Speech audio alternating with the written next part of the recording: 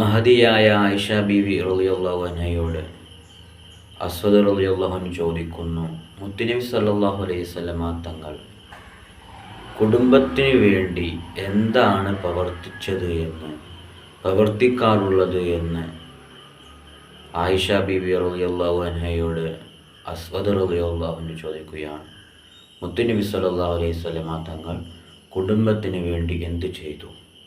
ആയിഷ ബീവി റളിയല്ലാഹു അൻഹ പറയുകയാണ്, ഇത് മുത്തുനബിക്കുള്ള അംഗീകാരമാണ് കേട്ടോ, ഭാര്യമാർ നൽകുന്ന അംഗീകാരം.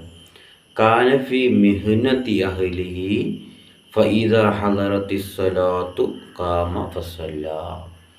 ആയിഷ ബീവി റളിയല്ലാഹു അൻഹ പറയുകയാണ്, മുത്തുനബി വീട്ടുജോലിയിൽ എന്നെ സഹായിക്കാറുണ്ട്. പിന്നെ നിസ്കാരത്തിന് സമയമായാൽ അവർ നിസ്കരിക്കാൻ പോവുകയും ചെയ്യും. ഇതാണ് ഭാര്യമാർ നൽകിയ മുത്തുനബിക്കുള്ള അംഗീകാരം.